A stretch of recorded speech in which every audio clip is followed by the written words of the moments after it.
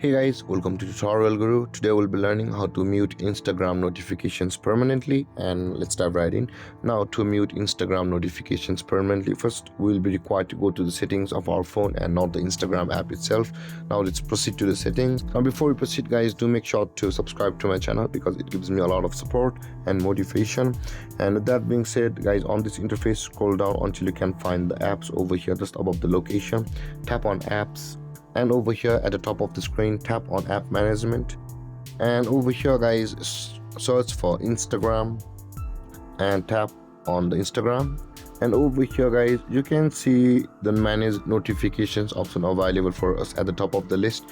Just below the open, tap on manage notifications, and over here guys you can see the allow notifications available for us, and the toggle icon is turned on for that. Now if we tap on the toggle icon, it will be turned off and the notifications from Instagram will be muted permanently.